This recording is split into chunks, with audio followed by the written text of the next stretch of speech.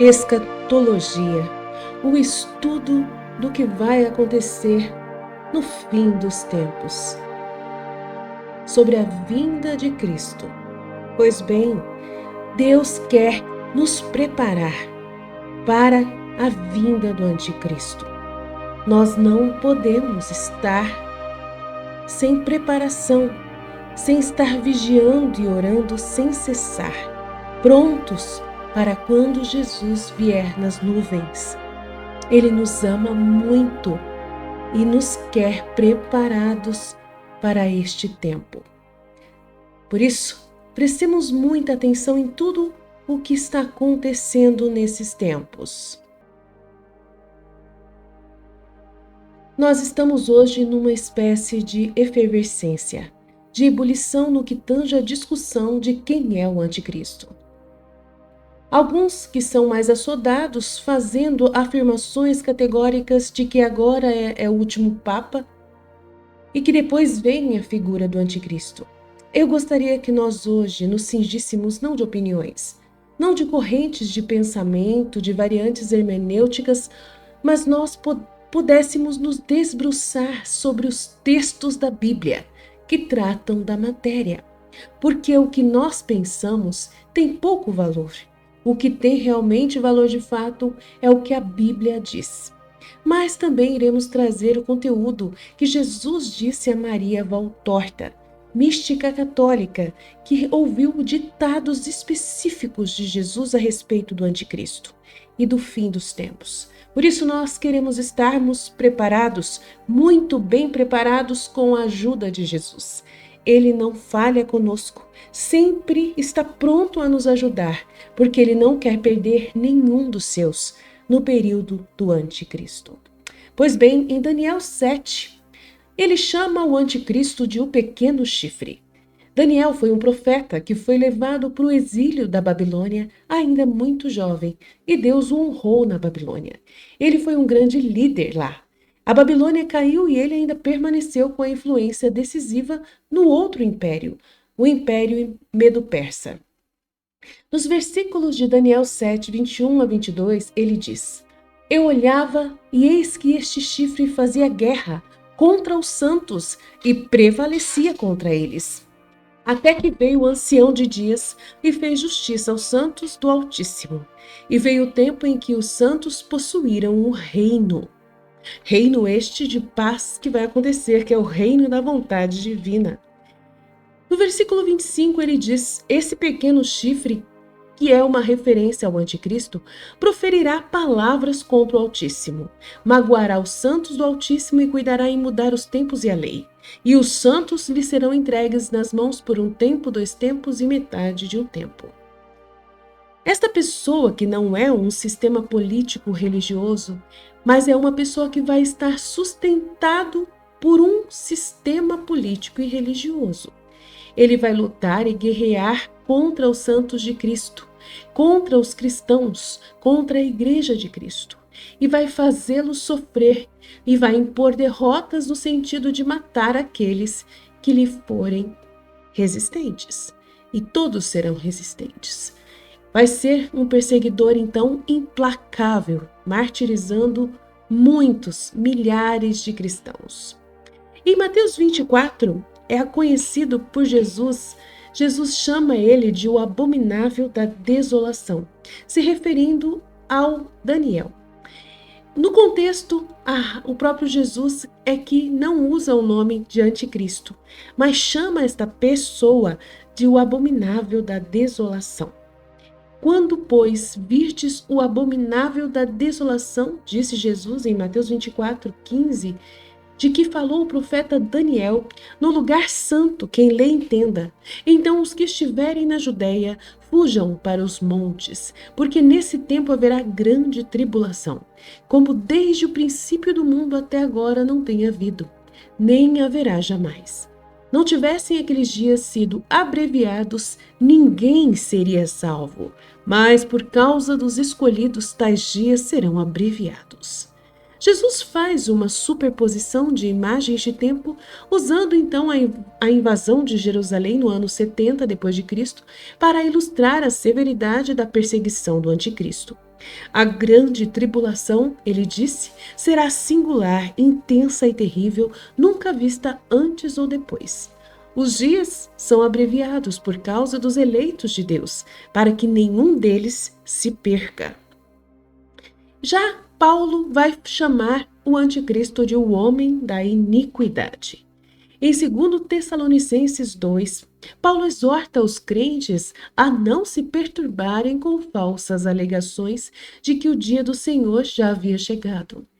Nos versículos 3 e 4 ele diz: ninguém de nenhum modo vos engane, porque isto não acontecerá sem que primeiro venha a apostasia e seja revelado o homem da iniquidade, o filho da perdição, o qual se opõe e se levanta contra tudo o que se chama Deus ou é objeto de culto, a ponto de assentar-se no santuário de Deus, a abominação da desolação, ostentando-se como se fosse o próprio Deus.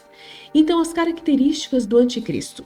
Ele é um homem da iniquidade, é um homem sem lei. Ele estará acima da lei, governando como um absolutista, um ditador. Ele é chamado de filho da perdição. Seu fim é a destruição. Seu objetivo é destruir. Ele será o opositor de Deus, o inimigo figadal de Deus, exigindo adoração para si mesmo. O que o detém, conforme versículos 6 e 7? Agora sabeis o que o detém, com efeito o mistério da iniquidade opera, e aguarda somente que seja afastado aquele que agora o detém. O que o detém, na verdade, com certeza é a Eucaristia, que é celebrada em todas as celebrações litúrgicas no mundo inteiro. E outra coisa que é o sistema legal que o detém, que são as autoridades constituídas no mundo. O anticristo ele não vai poder surgir enquanto houver o ordenamento jurídico que restrinja o seu poder absoluto. Sua manifestação e poder, ele será revelado e depois destruído por Jesus pelo sopro de sua boca. Sua vinda é segundo a eficácia de Satanás, com todo o poder, sinais e prodígios da mentira. Ele operará milagres sobrenaturais, mas são prodígios da mentira. A operação do erro, conforme versículos 11 e 12, é por esse motivo, pois, que Deus lhes manda a operação do erro para darem crédito à mentira, a fim de serem julgados todos quantos não deram crédito à verdade. O pior estágio para um ser humano é quando Deus o entrega a si mesmo por ter rejeitado a verdade. Já João é o único que realmente chama assim na Bíblia o anticristo de anticristo. Em 1 João 2,18, ele diz: filhinhos, já é a última hora, e como ouvistes que vem o anticristo, também agora muitos anticristos têm surgido, pelo que conhecemos que é a última hora. Então existe o anticristo, que é uma figura singular do fim dos tempos. E também existem muitos anticristos que são precursores ao longo da história, todos aqueles que negam, rejeitam e torcem as palavras de Cristo. Já em Apocalipse 13, 1:8, ele chama da fera que emerge do mar. No versículo 1, ele diz: vi emergir do mar uma fera que tinha 10 chifres e 7 cabeças, e sobre os chifres 10 diademas, e sobre as cabeças nomes de blasfêmia. O mar, símbolo dos povos, multidões, nações e línguas. A besta surge de uma convulsão de nações, de uma crise mundial. Então, os chifres são 10 e a cabeça 7, símbolos de poder total e autoridade e controle perfeito. A besta, a fera, que vi era semelhante a um leopardo, com pés de urso e boca de leão. Deu-lhe o dragão o seu poder, o seu trono e grande autoridade. Leopardo, urso, leão são símbolos de impérios destrutivos do passado, o grego, o persa e o babilônio. O anticristo reúne em si toda a fúria e poder desses impérios. O dragão é Satanás, que delega seu poder, trono e autoridade ao anticristo. Então vi uma das suas cabeças como golpeada de morte, mas essa ferida mortal foi curada, e toda a terra se maravilhou seguindo a besta. Ferida curada é um simulacro da ressurreição de Cristo, um milagre para enganar, dizendo que é poderoso como Deus. Em versículos 4 e 8, ele fala sobre adoração e perseguição. As nações adorarão o dragão Satanás e a besta o anticristo. A pergunta retórica, quem pode pelejar contra ela, mostra que ele será realmente considerado imbatível. Tempo de atuação dele será de autoridade por agir por 42 meses. É um tempo limitado. Blasfêmia. Ele blasfemará contra Deus e difamará os que habitam no céu, os santos que já partiram. Haverá uma guerra contra os cristãos, conforme o versículo 7. Foi-lhe dado também que pelejasse contra os santos do Altíssimo e os vencesse. A vitória do anticristo dá ao matar os crentes que se recusam a apostatar, não em fazê-los negar a fé. Os santos, por sua vez, já vencem pelo sangue do Cordeiro e pela palavra do seu testemunho, e não amaram a própria vida mesmo em face da morte. Apocalipse 12, 11. Autoridade. Ele terá domínio sobre tudo, sobre todos, sobre toda tribo, povo, língua e nação. Adorarão todos os que habitam sobre a terra. Todos o adorarão, aqueles cujos nomes não estão escritos no livro da vida do Cordeiro. Mas nenhum dos eleitos de Cristo se perderá ou o adorará. A marca da besta e o número 666, conforme Apocalipse 13, 16, 18. Controle total. A besta impõe uma marca na mão direita ou na testa, para que ninguém possa comprar ou vender sem ela. O número 666, conforme o versículo 18 do Apocalipse 13, diz que é a sabedoria. Aquele que tem entendimento calcule o número da besta, pois é um número de homem. Ora, esse número é 666. A interpretação quer dizer que é o número perfeito de Satanás, que tem a ver com a perfeição divina de Satanás. 6 é o número da imperfeição humana.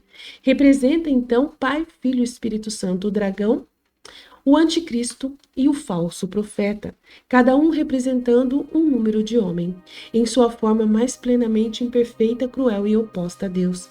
É a personificação do homem no auge de sua rebeldia contra Deus. Devemos ter cautela em carimbar pessoas específicas da história como o anticristo. O importante é entender o seu padrão e caráter para que, quando ele agir, nós saberemos claramente qual será o nosso papel perante a esse personagem da história. Bem, o fim do anticristo é a vitória de todos os santos. O fim do anticristo, em Apocalipse 19, 20, a besta foi aprisionada e com ela o falso profeta. Os dois foram lançados vivos dentro do lago do fogo que arde com enxofre. Seu fim é a condenação eterna. O destino da igreja, a igreja perseguida e mártir, reinará com Cristo em novos céus e uma nova terra, para sempre com corpos glorificados, sem lágrimas, pranto ou dor. Nós venceremos, já somos mais que vencedores, pelo sangue do Cordeiro e da palavra do testemunho. Em face da morte não amaremos a vida. Cristo deu a sua vida por nós e daremos a nossa vida por ele, se preciso for. Muito bem, vamos ouvir agora o que Jesus diz para Maria Valtorta neste período.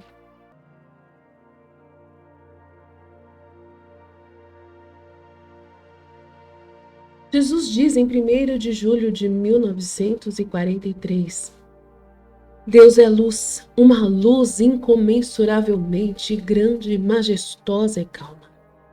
Ela é dada pelo Pai. O Pai é um círculo infinito que abrange toda a criação, desde o momento em que foi dito haja luz até o mundo sem fim. Pois Deus, que era desde a eternidade, tem abraçado a criação desde que ela veio a ser e continuará a abraçar tudo o que resta da criação na última forma, a eterna após o juízo. Ele vai abraçar aqueles que são eternos com ele no céu. Já em 3 de julho de 1943, Jesus diz: Eu sou o Alfa e o Ômega, e abraço tudo o que existe. Só a vontade humana contrária, que coloca uma pessoa sob o selo da besta, desvia a minha influência. Porque fiz todos vocês livres e não coagirei suas vontades.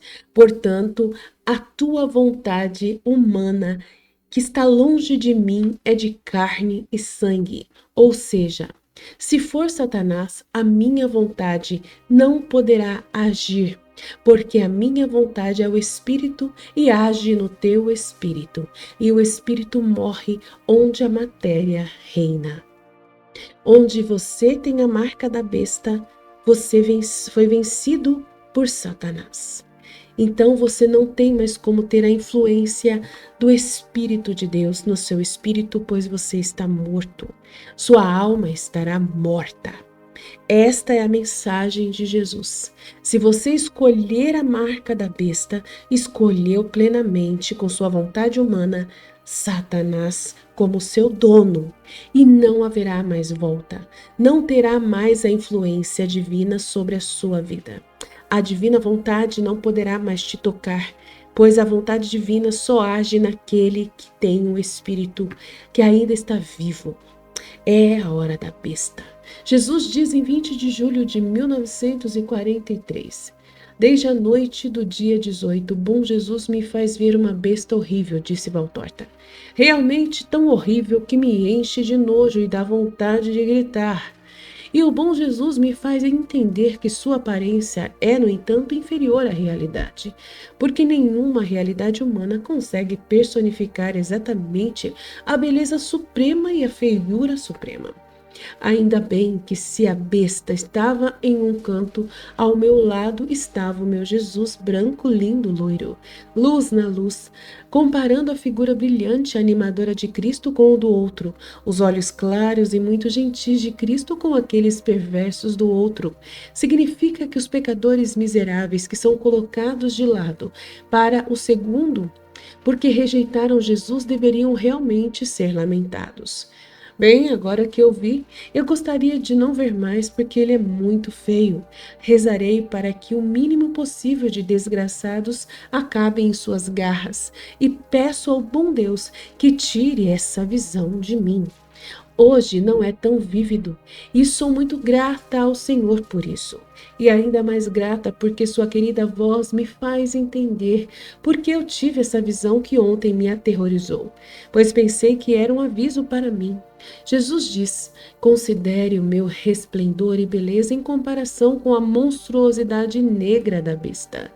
Não tenha medo de assistir, mesmo que seja uma visão repulsiva. Você está em meus braços, não pode subir até você e te fazer mal. Ver, nem mesmo olha para você. Já tem tantas presas para seguir. Agora você acha que valeria a pena deixar-me para segui-lo? No entanto, muitos no mundo seguem e me deixam por isto. Veja como está saciado e latejante. É a sua hora de festa. Mas veja também como ele busca sombras para agir. Ele odeia a luz e costumava ser chamado de Lúcifer. Veja como hipnotiza aqueles que não estão marcados com o meu sangue. Reúne esforços porque sabe que é a sua pequena hora e que se aproxima a minha hora em que será derrotado para sempre. Sua astúcia infernal e inteligência satânica são um trabalho contínuo do mal, um antítese ao nosso único trabalho triuno do bem, para aumentar sua presa. Mas a astúcia e a inteligência não prevaleceriam se dentro das pessoas houvesse o meu sangue e uma vontade honesta. As pessoas carecem de muitas coisas para ter armas, para opor-se à besta. E ela sabe disso e age abertamente, sem mesmo se cobrir com aparências enganosas. Que sua feiura repugnante os leve a uma consciência cada vez maior e a uma penitência cada vez maior, por você e por seus irmãos e irmãs miseráveis, cujas almas estão insensatas ou foram seduzidas, e que não podem ver ou, embora vejam, correm ao maligno, para ter sua ajuda por uma hora e pagar por isso com uma eternidade de condenação.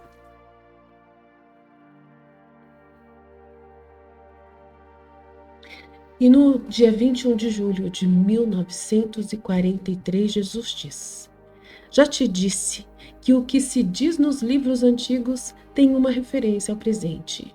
É como se uma série de espelhos se repetisse e trouxesse cada vez mais para frente um espetáculo visto atrás. O mundo se repete em seus erros e em seu arrependimento. Porém, com esta diferença, os erros se tornaram cada vez mais perfeitos com o desenvolvimento da raça humana rumo à chamada civilização. Enquanto o arrependimento se tornou cada vez mais embrionário. Por quê? Porque à medida que o mundo passou da infância para uma idade mais madura, a malícia e o orgulho do mundo também aumentaram. Agora vocês estão no ápice da idade do mundo e também atingiram o ápice da malícia e do orgulho. Porém, não pense que vocês ainda têm tanto para viver quanto viveram.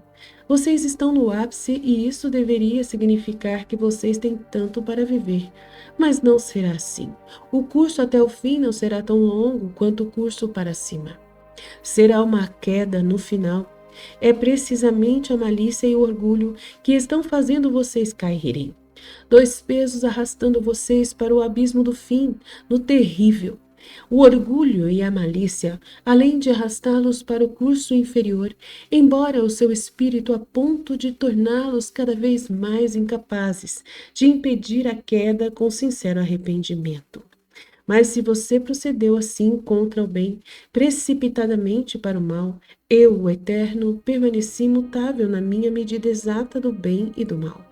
No dia em que a luz surgiu e o mundo começou com ela, a mente que não erra decidiu de uma vez por todas o que é bom e o que é mal. A força humana, essa ligeira força humana, não pode ceder e minar esse código eterno escrito pelo dedo de Deus em páginas intocáveis que não são desta terra. A única mudança desde o momento em que a minha vontade criou o mundo e a humanidade é esta: que antes vocês tinham que se controlar e se comportar de acordo com as tábuas da lei e as palavras dos profetas. Depois vocês tinham a minha palavra redentor para explicar a lei, para te dar o meu ensinamento e o meu sangue, para te trazer a minha vinda o Espírito que não deixa sombras, e para te sustentar ao longo dos séculos com os sacramentos e os sacramentais. Mas o que você fez com a minha vinda? Um novo fardo de pecados que você terá que responder. Queremos olhar juntos as páginas antigas que contêm as explicações para a hora atual. Pareceram um aguilhão para você, mas vou mostrar-lhe melhor. O que é prometido aos que guardam a lei? Prosperidade, abundância, paz, poder, prole saudável e farta, triunfo sobre o inimigo, porque o Senhor estaria no fio das espadas de seus servos contra aqueles que querem erguer as mãos contra os filhos do Altíssimo. Com que os infratores estão ameaçados? Fome, escassez, guerra, derrotas, pragas, abandono de Deus, opressão inimiga através da qual os ex-filhos do Altíssimo se tornam assediados, amedrontados, condenados à matança. Vocês lamentam a hora em que vivem. Na verdade, vocês acham isso injusto? Sua severidade parece muito dura. Não. É justo e menos duro do que o que vocês merecem. Eu os salvei e salvei de novo, de milhares de maneiras. Eu os perdoei e os reperdoarei por 7.000 crimes. Eu vim precisamente para dar-lhe vida e luz. Eu, luz do mundo, entrei em sua escuridão para trazer-vos a palavra e a luz. Já não falei em meio a redemoinhos e fogo pela boca dos profetas. Não, eu mesmo vim pessoalmente. Parti o meu pão com você, compartilhei o meu vinho com você, suei com você no trabalho, me consumi evangelizando-te, morri por ti. Desfiz com a minha palavra todas as dúvidas sobre a lei. Desfiz com a minha ressurreição todas as dúvidas sobre a minha natureza. Deixei-te o meu próprio ser para ser o teu alimento espiritual eucarístico, apto para dar-lhe a vida, e você me deu a morte. Eu dei a vocês a palavra de Deus, o amor e o sangue, e vocês fecharam seus ouvidos contra a palavra, suas almas contra o amor, e blasfemaram do meu sangue. O antigo tabernáculo continha 2 tábuas de pedra escritas pelo dedo de um profeta e continha um pequeno maná. Substituí-o pelo novo tabernáculo que contém o verdadeiro pão descido do céu e meu coração, no qual está escrito aliança de amor. Uma aliança que vocês quebraram, não eu. Você não pode mais dizer: não sabemos o que é Deus. Eu me fiz carne para que você tivesse uma carne para amar, já que não é suficiente para a vossa inépcia adorar um espírito. Bem, o que você fez? O que você tem feito cada vez mais? Virando as costas para Deus no seu altar, no seu ser. É isso. Não querem Deus, o Deus único e triuno, o Deus verdadeiro. Vocês querem deuses, idolatrias. Seus deuses atuais são mais vergonhosos do que os deuses antigos e os fetiches dos idólatras. Sim, os fetiches dos idólatras. Os idólatras ainda nutrem respeito pela imagem de Deus, assim como sua mentalidade e ignorância podem decifrá-la. E na verdade vos digo que os idólatras naturais serão julgados com muito menos severidade do que vocês, idólatras da malícia, que se venderam à pior idolatria, à auto-idolatria. Sim, vocês criaram para vocês deuses de carne corrupta. E diante desses deuses vocês foram capazes de cantar hosana e inclinar suas cabeças e costas que eram incapazes de se curvar diante de Deus. Vocês desprezaram, negaram, zombaram e quebraram a minha lei. Mas você aceitou e obedeceu como escravos e animais domesticados, uma lei enganosa, dada a vocês por homens pobres, ainda mais corruptos do que você, e cuja condenação é tal que faz todo o céu tremer de horror. Idólatras, idólatras, pagãos, vocês se venderam à carne, ao dinheiro, ao poder, a Satanás, que é o chefe desses 3 reinos malignos, da carne, dinheiro e poder. Mas por que, ó meu povo, você saiu do reino que eu lhe dei? Por que você fugiu do seu rei da perfeição e do amor e preferiu as correntes e o estado incivilizado do reino de Satanás? Príncipe do mal e morte, é assim que você retribui ao Altíssimo, que é o seu Pai Salvador? E você fica surpreso se o fogo brota da terra e o fogo chove do céu para queimar a raça arrogante e traiçoeira que são vocês, que renegam a Deus e escolhem Satanás e seus agentes? Não, Satanás não precisa trabalhar muito e labutar para engolir. Tenho que labutar para tentar atraí-lo a mim novamente, porque se você renegou sua origem, lembro-me de ser seu Pai e Salvador. Até a última hora, quando estáis reunidos para a implacável seleção, não rejeito meus filhos desgraçados e ainda tento salvá-los. Esse castigo não é imerecido, é justo. É duro, porque os pecados de vocês, pecadores, são extremamente graves. Mas não é, repito, não, dado por maldade por um Deus que é todo bondade. Deus se entregaria para poupá-los se soubesse que isso os ajudaria. Mas ele deve permitir que vocês se punam por suas loucuras, por sua prostituição com a besta. 1010 mil se perderão em todos os cantos da terra, mas na agonia que sufoca vocês, alguém ouvirá a voz de Deus, ressoando e levantará das trevas seu rosto para a luz. Aquele que voltar justificará o flagelo, porque fique atenta e pense que dever vocês, almas vítimas, tem de zelar por ele. O preço e o valor de uma alma é tal que os tesouros da terra não bastam para comprá-lo. Necessita o sangue de um Deus, meu sangue.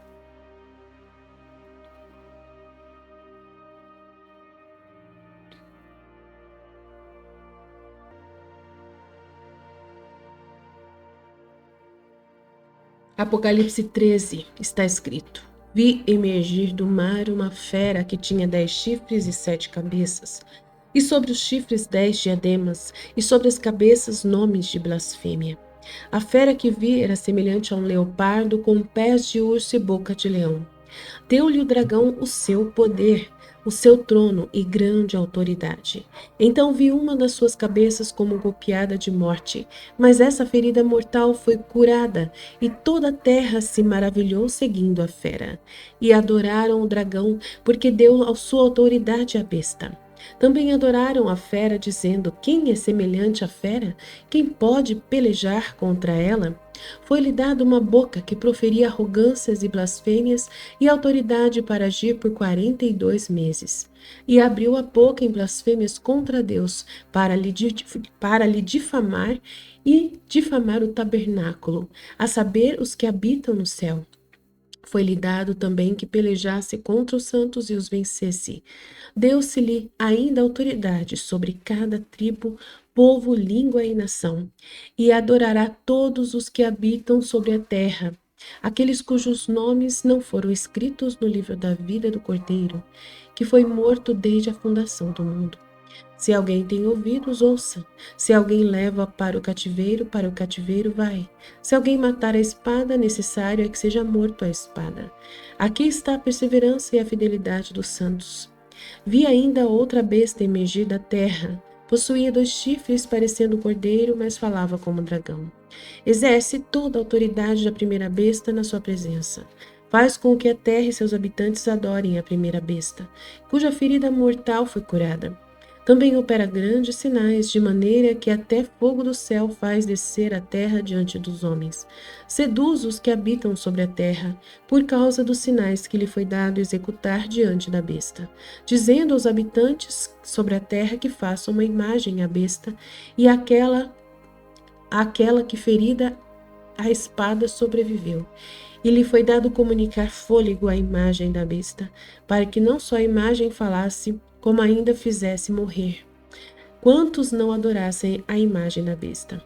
A todos os pequenos e os grandes, os ricos e os pobres, os livres e os escravos, faz com que lhe seja dada certa marca sobre a mão direita e sobre a fronte, para que ninguém possa comprar ou vender senão aquele que tem a marca, o nome da besta ou o número de seu nome. Aqui está a sabedoria. Aquele que tem entendimento, calcule o número da besta, pois é um número de homem. Ora, esse número é 666. Bem, vamos conversar. Você que está sobre esse tema, rezando, ouvindo comigo, sobre o anticristo, o agente de Satanás. Conforme Apocalipse 12, nós vimos que o dragão, representando Satanás, o diabo, a antiga serpente, com toda a sua fúria atacou Cristo e a sua igreja. Mas sabemos que ele foi derrotado no céu e derrotado na terra. Porém, ainda o dragão recebe permissão para perseguir a igreja com sua fúria mais terrível. E é isso que vamos ver no capítulo 13. É sempre a intenção de Satanás ou do dragão imitar a Deus. O dragão tenta imitar o próprio Deus Pai, e aí, como Jesus Cristo deu o Filho, ele se encarnou, então também Satanás vai querer imitar o que chamaríamos de sua anfitrindade. O dragão representando então Deus Pai, o anticristo tentando representar o Deus Filho, e assim como o Deus Filho se fez carne, agora Satanás vai querer uma espécie de simulacro de encarnação por meio da figura do anticristo. E é curioso que também surge uma outra besta, a besta que surge da terra, que nós chamamos de o falso profeta, e é aquele líder religioso que vai facilitar e abrir caminho para o anticristo, que é um líder político. E dessa maneira, o falso profeta vai ser uma espécie de simulacro da pessoa do Espírito Santo. Mas como o Senhor tem uma igreja que é a noiva do Cordeiro, também o diabo vai querer uma igreja para ele, uma imitação. Vai ser sua grande Babilônia, chamada da grande meretriz. De tal maneira que vemos aqui a configuração do diabo num imenso esforço de querer imitar o Deus Pai, o Deus Filho e o Deus Espírito Santo, inclusive criando uma falsa igreja, a grande meretriz, a grande Babilônia. Pergunta-se, quando vai ser o tempo da aparição do anticristo? Pois bem, embora o texto que lemos em 2 Tessalonicenses 27, nos informa que o mistério da iniquidade já está operando. Mas já tem muitos anticristos no mundo e desde o início foi assim. E esses anticristos predecessores estão simplesmente compondo esse mistério da iniquidade e preparando o caminho para este grande líder escatológico que a Bíblia chama de anticristo, ou a besta que surge do mar, ou o iníquo, ou o filho da perdição, ou o homem da desolação, ou o pequeno chifre, conforme a profecia de Daniel, capítulo 7. Mas quando a Bíblia vai circunstanciar a chegada desse personagem, chamado de anticristo, ela dá 4 pistas. Primeiro, Paulo diz aqui em 2 Tessalonicenses 2:3 que vai ser no período da apostasia. Sempre houve apostasia, mas Paulo fala de um tempo de apostasia com um artigo definido. A apostasia. Juntamente com a apostasia surge o homem da iniquidade. Então vai ser um período de grande apostasia. O que é apostasia? Um tempo em que as pessoas não vão mais falar de Jesus Cristo, que vão tirar as imagens de Cristo das paredes, que não vão considerar mais que Cristo é alguma coisa que precisa se importar com isso, que precisa adorá-lo ou considerá-lo. Pois bem, Cristo vai ser realmente deixado plenamente de lado e até mesmo esquecido, até mesmo sendo odiado. Segundo, de acordo com Mateus 24, no sermão profético de Jesus Cristo vai ser também no período chamado de grande tribulação. Então vai ter aqui vários sinais. Primeiro, apostasia, depois surge o homem da iniquidade, depois tem o período de grande tribulação, terceiro. E vai ser um período em que a revelação do homem da iniquidade, nesse período da apostasia, vai surgir. Vale dizer que o homem da iniquidade, em 2 Tessalonicenses 2:3, a palavra iniquidade aqui é anomia no grego, ou seja, ele vai ser um homem sem lei. Se a apostasia está dominando, o que é apostasia? É a desistência da verdade, é o abandono da verdade, é não acolher mais o que é absoluto, é rejeitar qualquer parâmetro absoluto na vida, seja teológico, seja moral, é tudo relativo. Então notem vocês que o anticristo vem exatamente nesse lastro, vem exatamente com essa bandeira, já que o mundo não quer nada absoluto. O mundo já está rendido ao relativismo e é terreno próprio para ele chegar. Ele será o homem da iniquidade, o homem sem lei. E finalmente esse período é chamado de pouco tempo de Satanás. Pois bem, vamos analisar as facetas do anticristo. Eu quero trabalhar essa questão da contextualização para que a gente possa expor o que o Apocalipse capítulo 13, o que Daniel capítulo 7 fala também desse personagem. Bem, ele é retratado como figura de 4 feras. Leão, urso, leopardo e outro animal terrível que a Bíblia não menciona por nome, trazendo a ideia de que esse personagem, chamado Anticristo, vai incorporar toda a fúria de todos os poderes que já existiram contra os santos, contra o povo de Deus.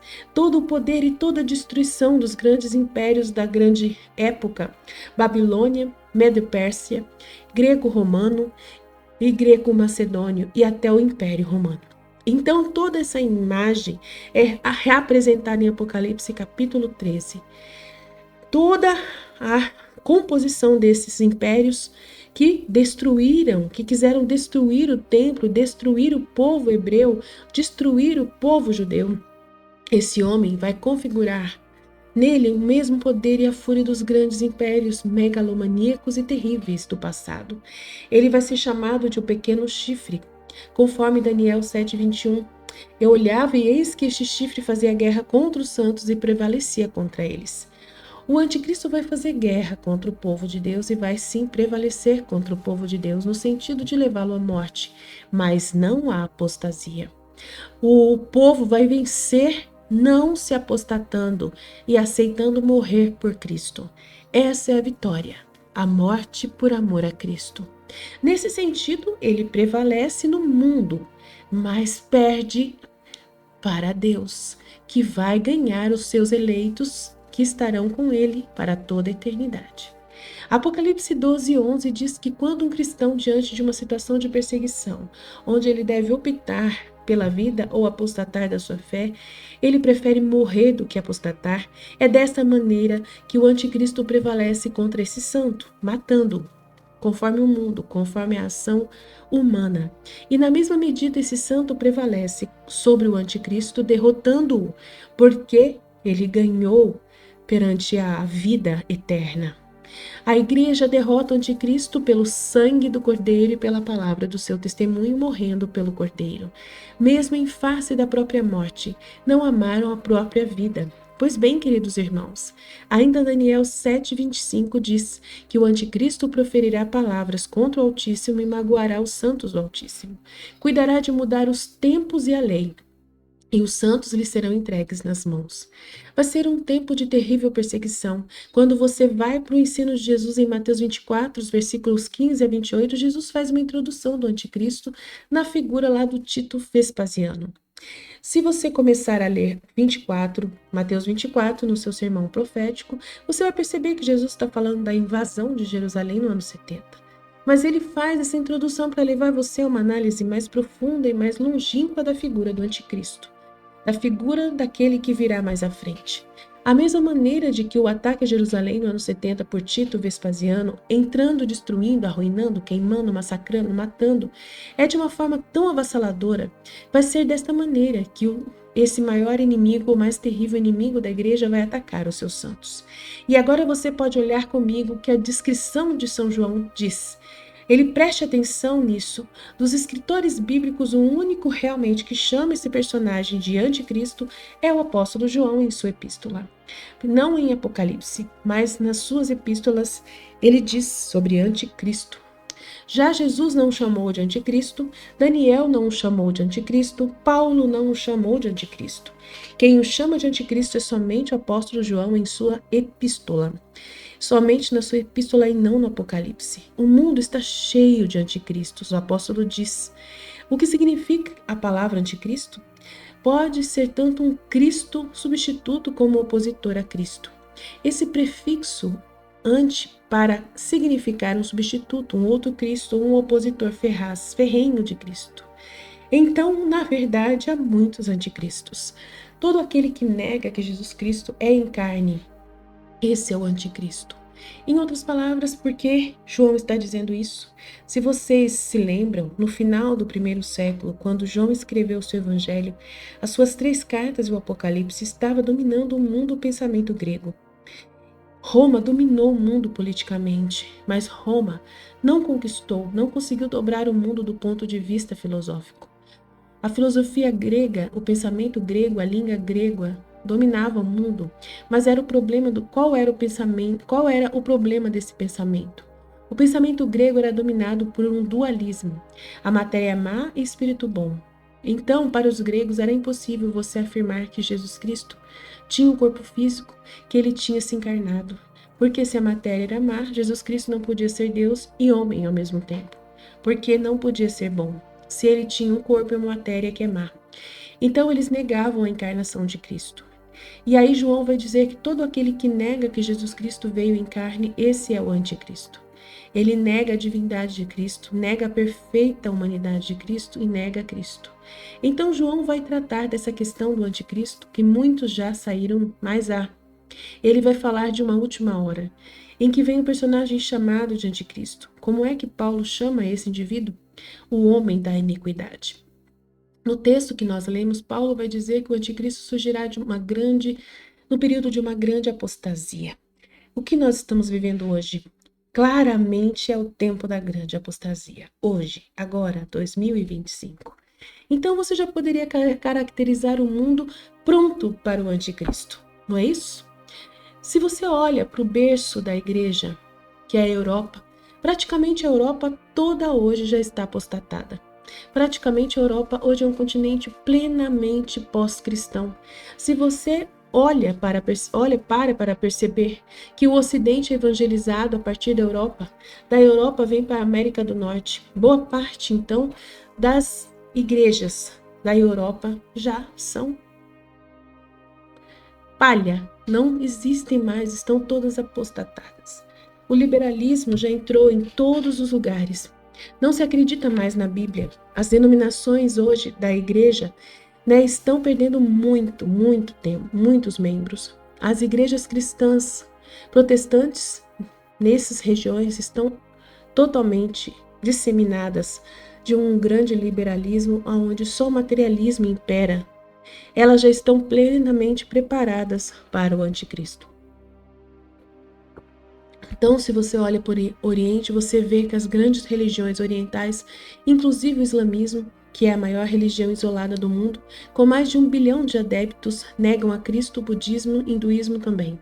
As seitas entrando, quando você olha todo esse panorama, você tem a dizer: nós chegamos ao período da apostasia. E a nossa Igreja Católica ainda celebra a Eucaristia, que é a única coisa que detém o anticristo. Mas sabemos que os nossos sacerdotes estão também muito materialistas e liberais. Muitos estão seguindo a teologia da libertação. Pensam no governo, falam de política, tudo é politizado, tudo é para o melhor bem, para a ecologia da terra e para os pobres. Infelizmente, muitos da nossa Igreja Católica estão também preparados para a vinda do anticristo. E o versículo 4, que ele vai ser objeto de adoração, que ele vai se assentar na casa de Deus como um próprio, como se fosse Deus, exigindo adoração como se fosse o próprio Deus. Bem, se esses padres que amam o socialismo, que amam a teologia da libertação, se vir um homem, muito poderoso, que possa dar a eles o que eles querem, um mundo socialista, o que vão fazer? Vão adorá-lo como Deus. Ele vai ser a personificação realmente do Deus deles. Então, claramente, não é difícil que realmente a Eucaristia seja retirada das igrejas católicas. Infelizmente, meus irmãos, a gente tem que ser realista.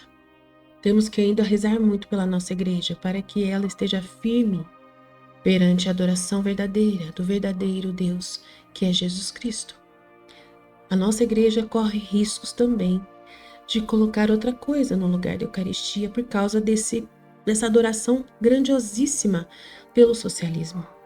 Infelizmente, o socialismo tem um poder muito grande na Igreja Católica.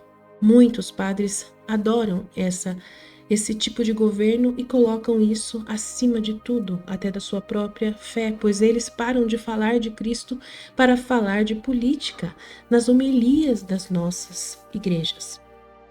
Por isso temos que estar atentos ao que está acontecendo.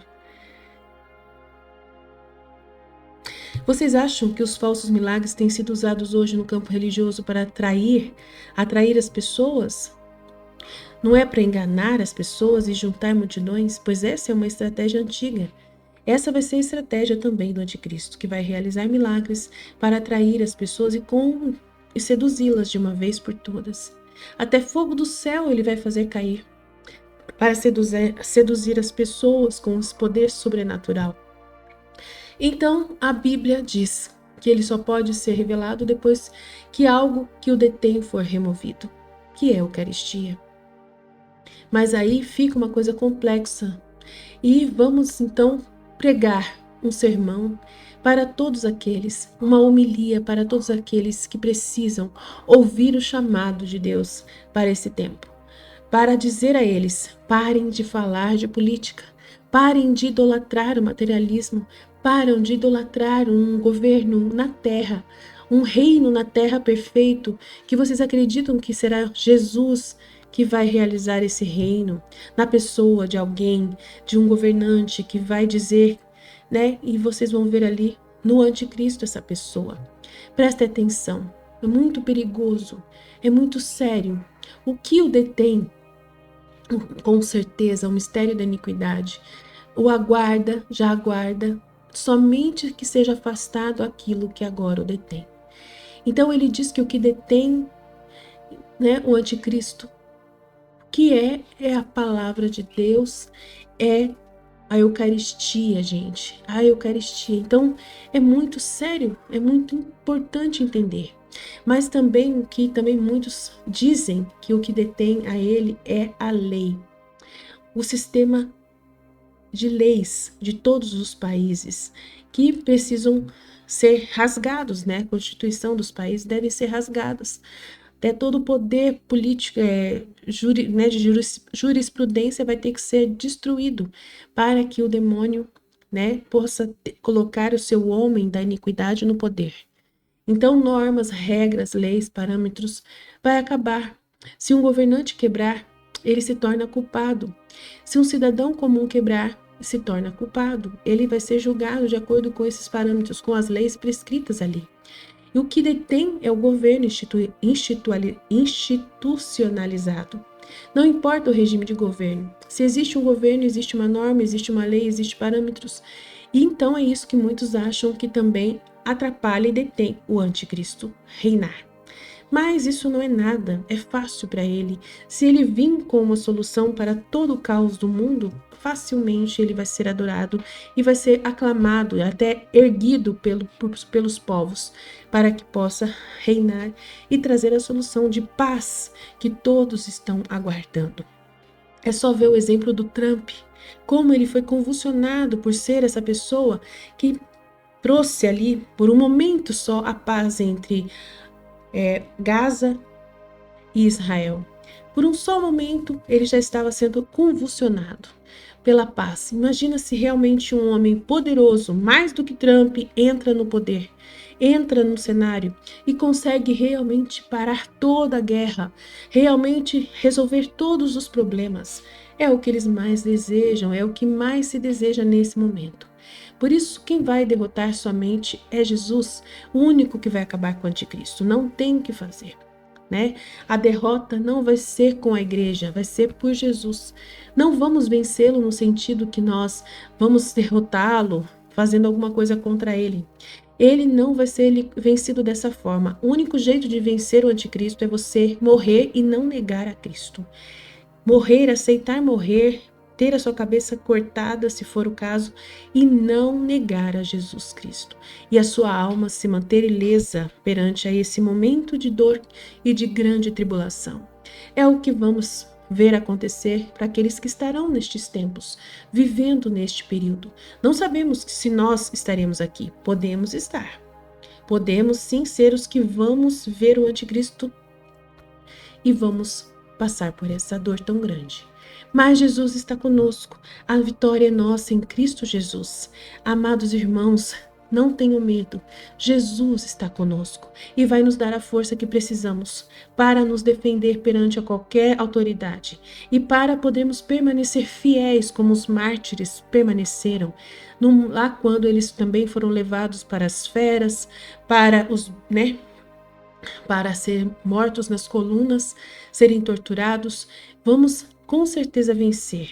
É muito importante acreditar que vai acabar tudo isso quando a morte for aceita por Cristo Jesus. Morreu, acabou o problema, você está com Deus. É muito grande esse poder de Deus que vai nos garantir a vida eterna, e vai nos dar uma força muito grandiosa para vencer o mal. Ele terá autoridade só para agir por um tempo limitado, blasfemará contra Deus, difamará o tabernáculo e os que habitam no céu. Já que não pode atingi-los diretamente, só vai xingar, só tem poder para xingar, Foi-lhe dado, então, o poder contra nós, que estaremos vivos e podemos, o vencê-lo através da morte. Nossa vitória se dará, se nós aceitarmos a morte e não apostatarmos da nossa fé. A vitória dele é temporária, achando que matou todos os cristãos que se recusaram a apostatar. No entanto, como em Apocalipse 12:11, os santos que morrem por sua fé vencem o anticristo pelo sangue do Cordeiro e pela palavra do seu testemunho. Ele terá autoridade sobre cada tribo, povo, língua e nação, e adoraram-no todos os que habitam sobre a terra. Aqueles cujos nomes não estão escritos no livro da vida serão condenados. Jesus diz que serão almas mortas, Então, nenhum verdadeiro crente, que está com seu nome no livro da vida, vai adorar o anticristo. Jesus não perderá nenhuma de suas ovelhinhas. Então, a igreja na tribulação é apresentada a visão de que vai passar por essa grande tribulação e será uma igreja mártir. A ideia de um arrebatamento secreto que a leve antes desse período é considerada sem base nenhuma bíblica sólida. Então não podemos acreditar que haverá um arrebatamento antes da tribulação. A igreja será arrancada no meio da tribulação, na própria volta de Cristo. Então só lá na vinda última de Cristo é que haverá um arrebatamento, apenas nesse período, né? A aparência da besta, do falso profeta, possuía 2 chifres, parecendo cordeiro, mas falava como dragão. Ele se apresenta de forma enganosa como um líder religioso benigno, mas sua essência e mensagem são malignas. Sua função é exercer toda a autoridade da primeira besta, fazer com que a terra e seus habitantes adorem a primeira besta, operar grandes sinais, até fazer fogo descer do céu para seduzir, ordenar a construção de uma imagem da besta e dar fôlego a ela, fazendo-a falar e matar quem não a adorar. Sua marca, ele impõe a marca na mão direita e na testa, sem a qual ninguém pode comprar ou vender. Seu número é 666, que significa a completude da imperfeição, da iniquidade e da maldade. É o auge da rebeldia humana contra Deus concentrada em um homem. A derrota e o fim do anticristo. O anticristo não será derrotado por forças humanas, mas pelo próprio Jesus em sua vinda. Pelo sopro da sua boca. O Senhor Jesus matará com o sopro de sua boca e o destruirá pela manifestação de sua vinda. Seu domínio será tirado para ser destruído e consumido até o fim. A besta anticristo e o falso profeta serão lançados vivos no lago de fogo. Posteriormente, o diabo também será lançado lá e serão atormentados de dia e de noite pelos séculos dos séculos.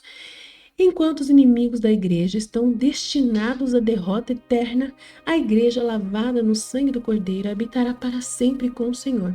Não vai ter choro, não vai ter dor, não vai ter luto, não vai ter mais lágrimas, não vai ter mais pecado, não vai ter a tristeza e nós estaremos para sempre com o Senhor. Coisa boa é pertencer ao nosso Senhor Jesus Cristo.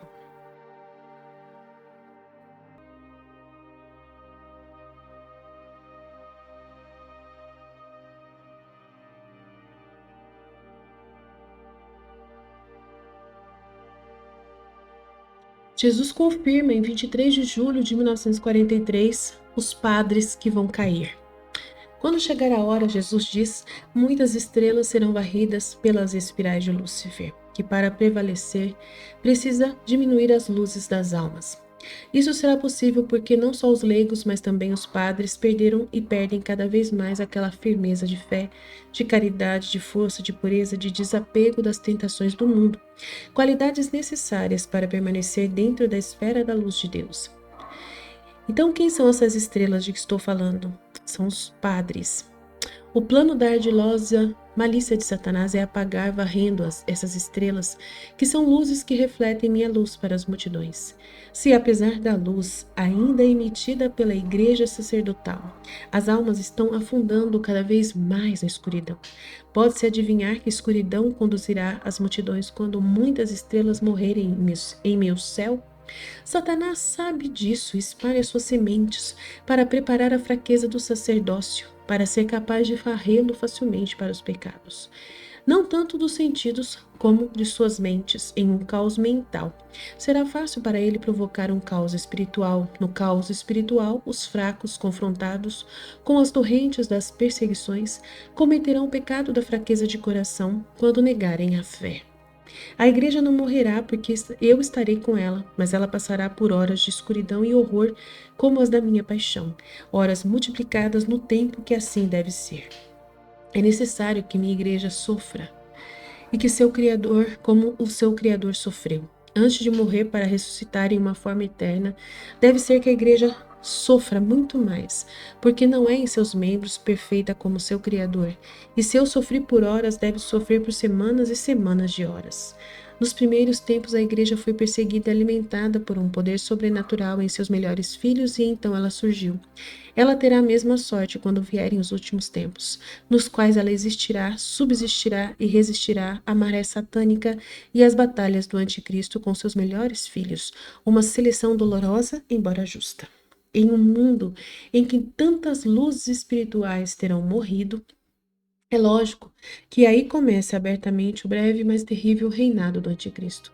Gerado por Satanás, assim como Cristo foi gerado pelo Pai, Cristo é o Filho do Pai, gerado pelo amor com pureza.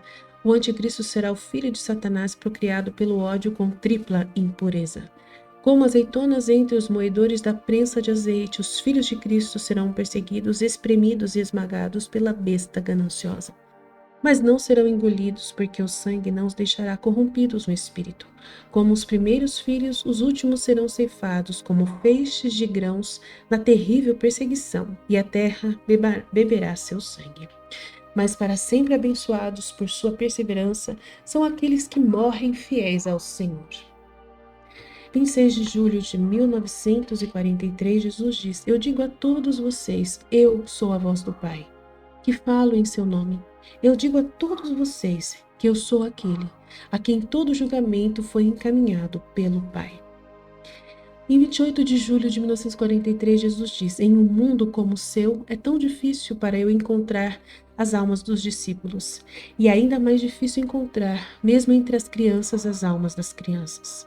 O hálito da besta corrompeu tanto vocês que matou a simplicidade, confiança e inocência na qual descansava, mesmo nas almas das crianças.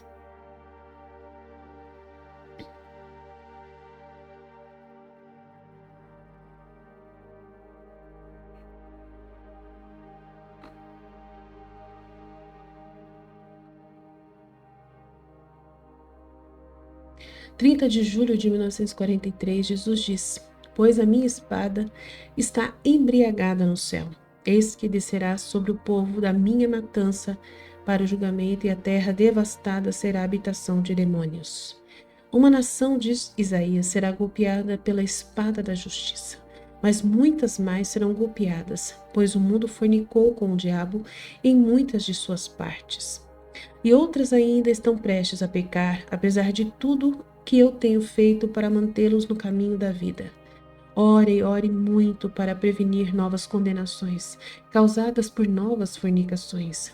Os demônios, ó os demônios, já estão onde vou puni-los. São os demônios instalados como patrões nos corações das pessoas, que conduzem as nações à morte. E há nações em que poucos corações não são moradas de demônios. Legiões e legiões de demônios movem nações inteiras como fantoches. E como posso reinar onde os corações se converteram na casa dos filhos de Lúcifer? 2 de agosto de 1943, Jesus diz: Veja minha alma, há poucas coisas que eu condeno tão severamente quanto o racionalismo. E estupra, desconsola e mata a fé. Eu digo fé, com F maiúsculo, para significar fé verdadeira, absoluta e real. Eu condeno o racionalismo como um assassino alugado contra mim. É a mesma coisa que me mata no coração das pessoas e que preparou e está preparando tempos realmente tristes para a igreja e para o mundo. Amaldiçoei outras coisas, mas nunca amaldiçoarei tanto quanto esta. Racionalismo é a semente da qual surgiram muitas outras doutrinas venenosas.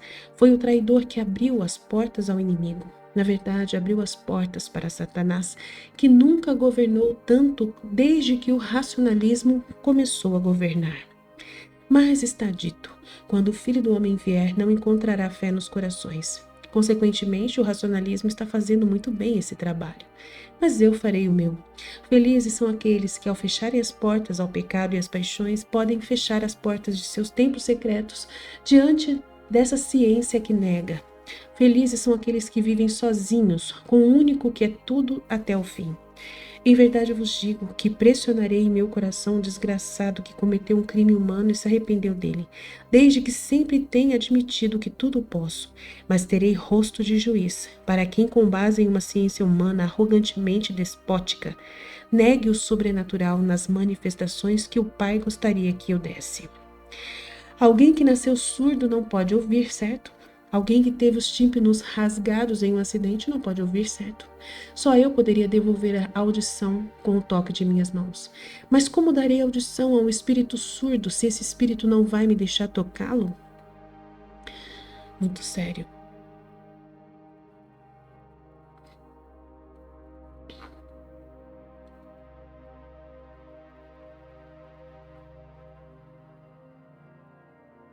16 de agosto de 1943, Jesus diz: Eu sou o primogênito dos mortos, de acordo com as ordens humana e divina. Eu sou primogênito de acordo com a ordem humana, porque do lado de minha mãe sou o filho de Adão. Eu sou o primeiro dos gerados na raça de Adão, a ter nascido como todos os filhos daqueles criados por meu pai, como deveriam nascer. Não abra bem os olhos pela vontade de Deus. Maria nasceu imaculada e essa preservação foi desejada com justiça para preparar a minha vinda. Mas sem uma vontade especial, Maria, que nasceu de um homem e de uma mulher, unidos de acordo com a lei da natureza, não teria sido diferente de todos os outros filhos provenientes da raiz contaminada de Adão. Ela teria sido uma grande mulher ereta, como muitos homens e mulheres dos tempos antigos, mas nada mais. A graça, a vida da alma, teria sido morta pelo pecado original. Fui eu que venci a morte e a morte. Eu que chamei de volta à vida os mortos do limbo. Eles estavam adormecidos como Lázaro, cuja ressurreição sugere este mais real. Eu os chamei e eles ressuscitaram, nascida de mulher, filha de Adão, sim, mas sem mancha original. Ou seja, como deveriam ter sido todos os filhos de Adão. Sou, portanto, o primogênito de Adão segundo a ordem natural. Nasci vivo no meio daqueles gerados mortos por Adão. Eu sou primogênito de acordo com a ordem divina, porque eu sou filho do Pai, gerado, não criado por Ele. Gerar significa produzir uma vida, criar significa formar. Posso criar uma nova flor, o artista pode criar uma nova obra, mas só um pai e uma mãe podem gerar uma vida. Eu sou, portanto, o primogênito dos mortos, porque minha carne foi a primeira a entrar no céu, onde na última ressurreição as carnes dos santos entrarão. Enquanto isso, seus espíritos aguardam na luz a glorificação completa de seus seres. –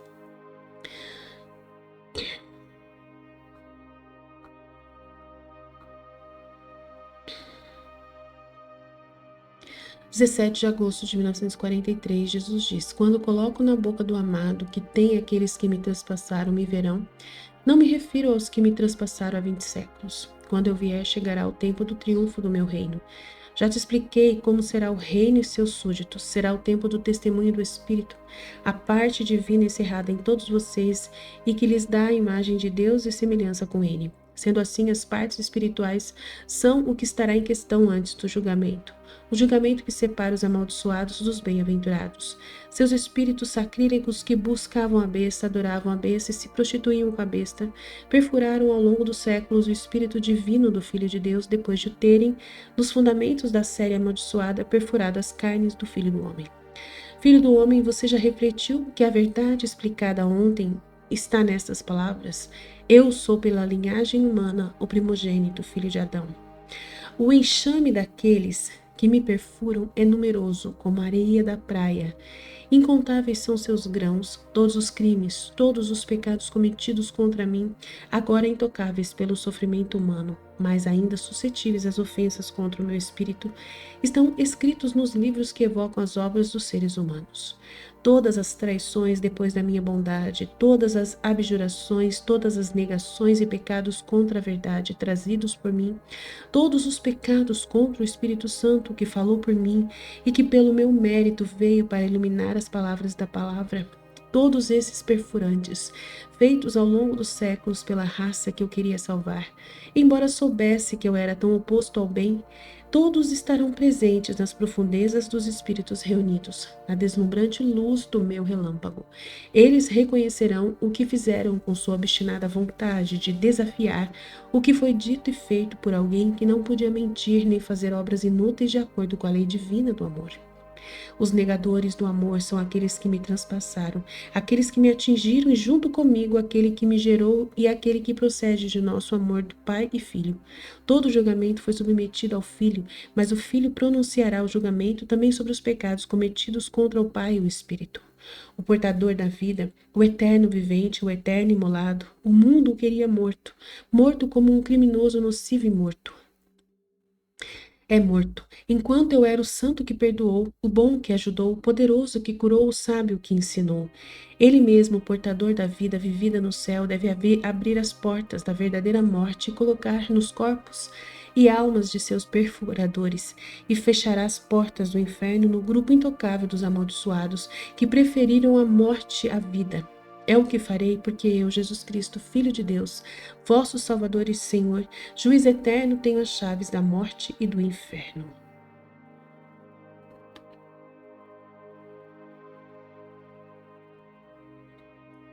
Dia 18 de agosto de 1943, Jesus diz: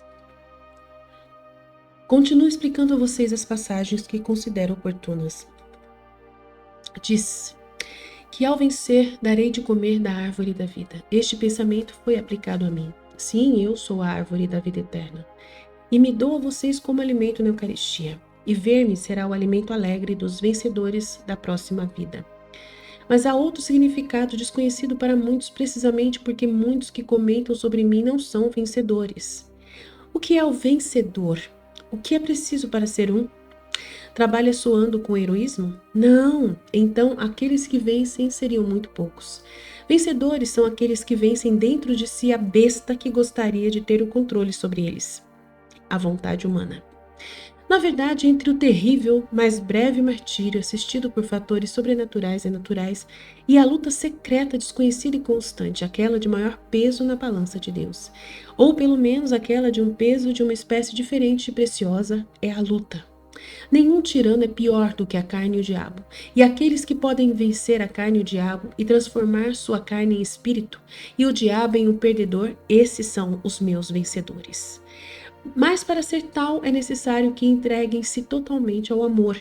Totalmente. Quem ama com todas as suas forças não guarda nada para si. E nada guarda para si mesmo, nada guarda então para sobrar para a carne ou para o diabo. Deus dá tudo àqueles que o amam. Ele dá a eles a sua palavra. Isso é o que ele dá aos vencedores para comerem, começando já nesta terra. E ele não poderia ter dado a eles nada maior. Ele me dá a palavra do Pai para ser o alimento do Espírito consagrado ao céu.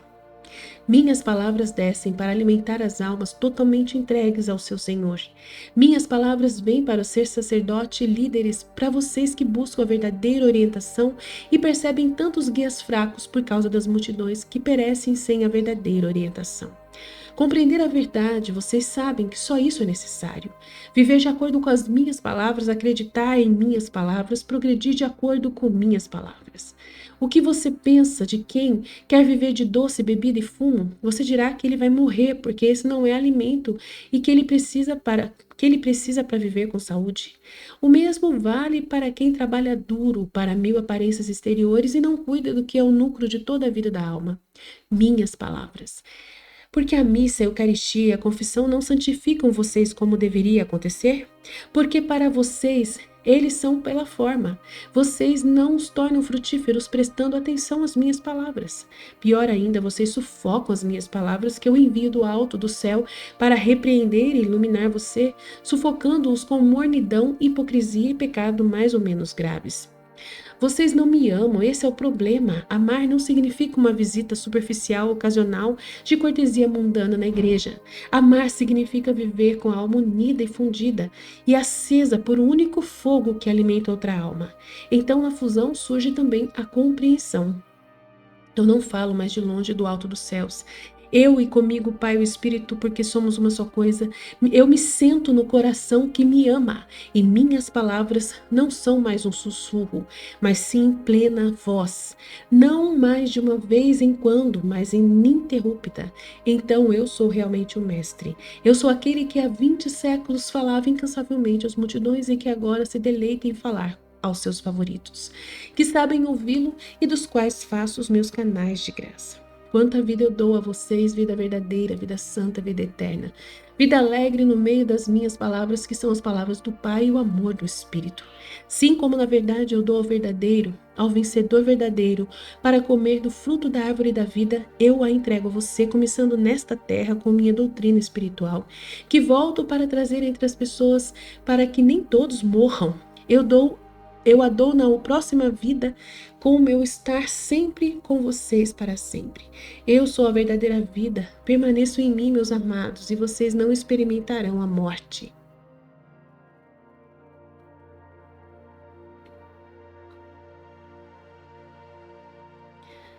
Dia 20 de agosto de 1943, Jesus disse: se alguém estudasse bem o que vem acontecendo há algum tempo, especialmente desde o início do século que antecede ao ano 2000, Deve-se pensar que os 7 selos já foram abertos. Nunca como agora.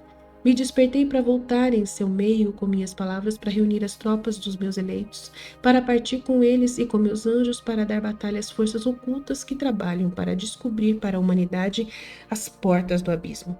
Guerra, fome, pragas, instrumentos de homicídio militar, pior do que as feras ferozes mencionadas por meu favorito. Terremotos, sinais do céu, erupções das profundezas do solo e chamados milagrosos para os caminhos místicos das pequenas almas movidas pelo amor. Perseguições contra os meus seguidores, altivez das almas e vileza dos corpos. Nenhum dos sinais está faltando para que o tempo da minha ira e de minha justiça possa parecer próximo para vocês. No horror que está passando, você grita: chegou a hora. Não pode ficar mais terrível. Em voz alta, você clama no fim para libertá-lo. Os culpados clamam zombando e amaldiçoando como sempre. Os bons clamam incapazes de ver mais o mal triunfar sobre o bem.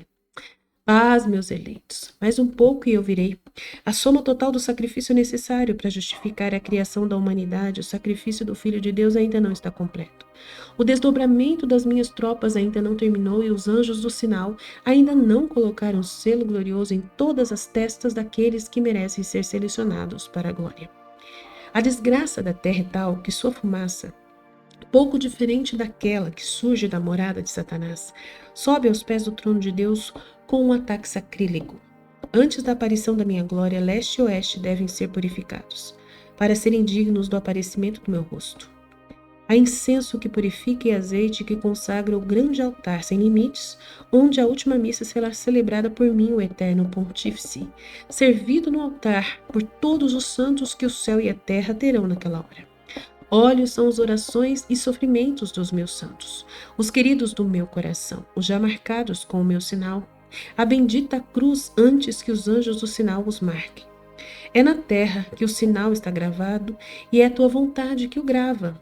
Então os anjos o enchem de ouro branco e incandescente, que não pode ser removido e que faz brilhar as suas testas como o sol no meu paraíso. Grande é o horror de hoje, meus amados, mas quão terrivelmente muito mais ainda precisa aumentar para ser o horror do fim dos tempos. Se realmente parece que o absinto foi misturado ao pão, vinho e sono das pessoas, muito terrivelmente, muito mais ainda, o absinto deve gotejar em suas águas, em suas mesas, em suas pobres camas, antes que vocês alcancem a amargura total que irá ser companheira dos últimos dias dessa raça criada pelo amor, salva pelo amor e que prostituiu-se com o ódio. Caim vagou por toda a terra por ter matado um sangue inocente. Embora infectado com o pecado original, ele não encontrou ninguém que pudesse tirá-lo do tormento da lembrança, porque o sinal de Deus estava sobre ele para sua punição.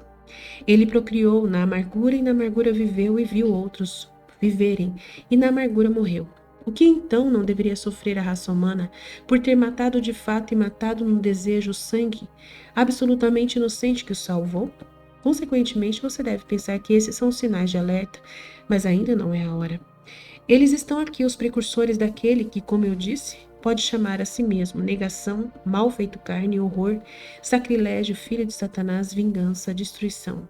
E eu poderia continuar dando-lhe nomes claros e terrivelmente informativos, mas ele ainda não está. Não está aqui. Ele será alguém muito alto, alto como um corpo celestial. Não uma estrela humana que brilha em um céu humano, mas um corpo celestial em uma esfera sobrenatural. Cedendo à tentação do inimigo, ele experimentará o orgulho após a humildade, ateísmo após fé, luxúria após castidade, desejo por ouro após pobreza evangélica, sede de honras após ocultação. Seria menos assustador ver uma estrela da abóbada celeste abatida do que ver essa criatura eleita cair nas espirais de Satanás, copiando o pecado de seu pai escolhido, Lúcifer. Por orgulho, tornou-se o maldito e escuro.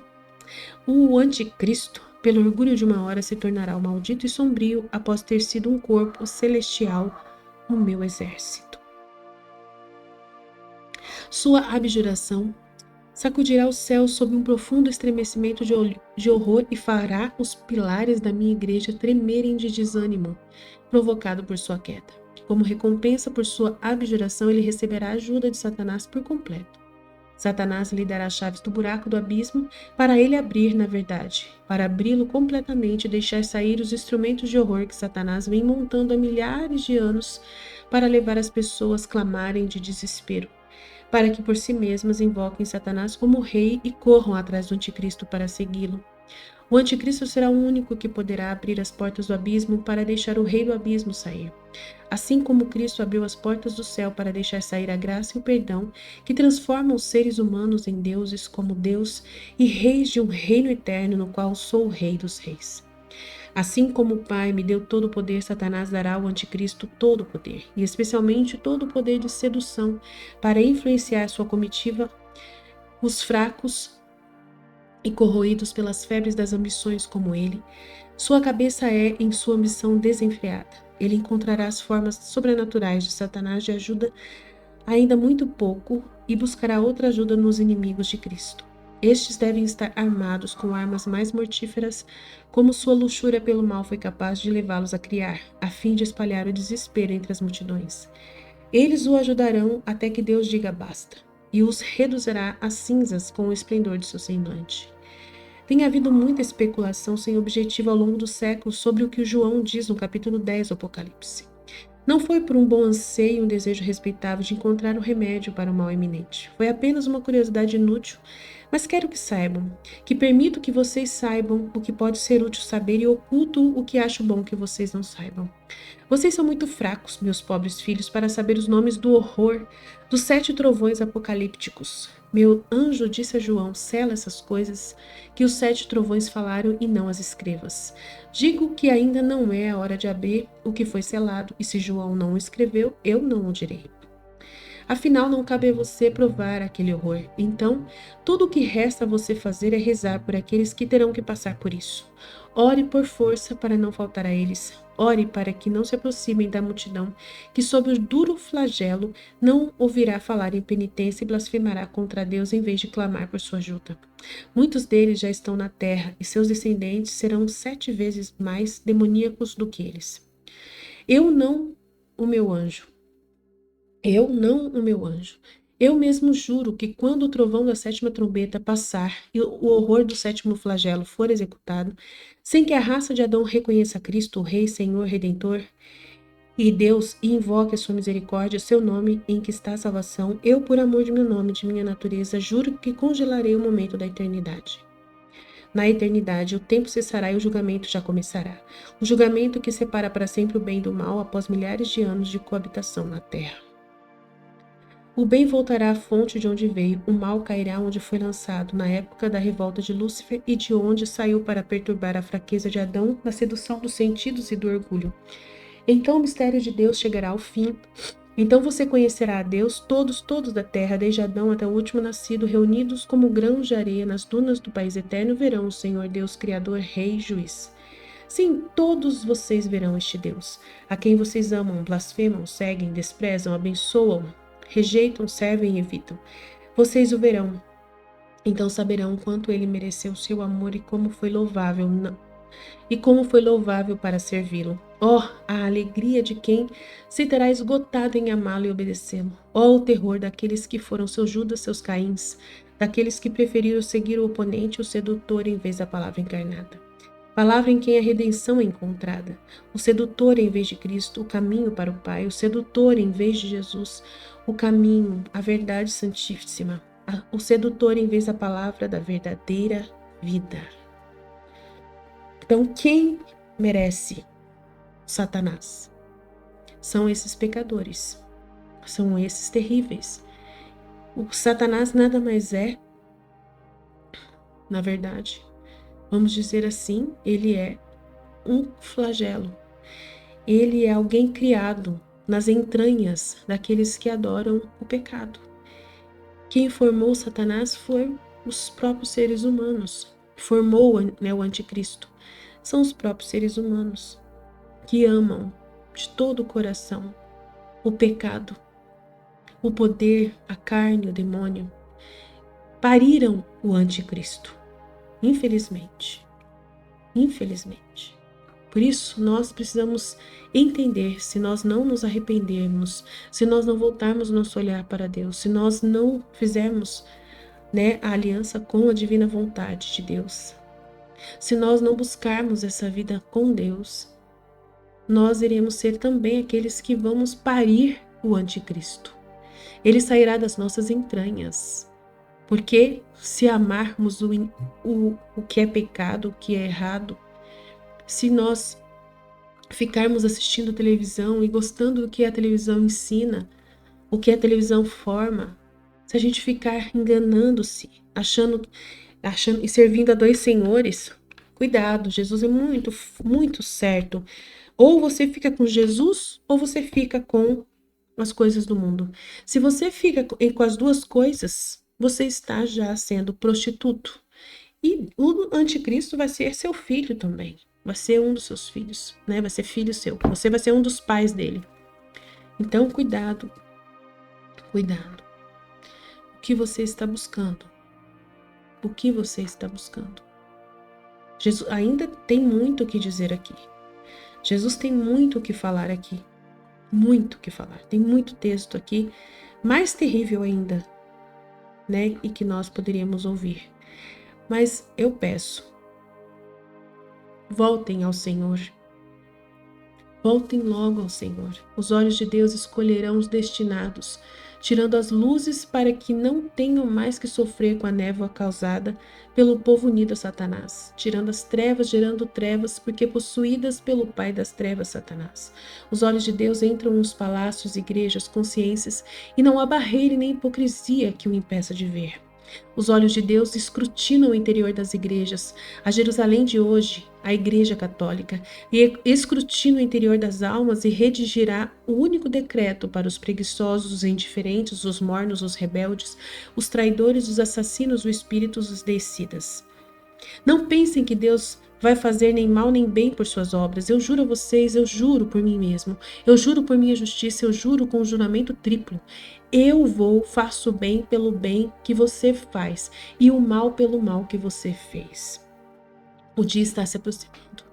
O dia está se aproximando. Filhos que renegaram o Pai. O tempo da terra é longo e curto ao mesmo tempo. Então, ele está avisando. Antes que a cegueira de seus espíritos seja total, venham ao médico e à luz. Antes que haja tanto sangue como um lago de morte, venha a fonte da vida. Reúna suas escassas habilidades para amá-lo e direcionar a Deus. O amor te perdoará por causa dos restos de amor que sobraram da pilhagem da carne e de Satanás.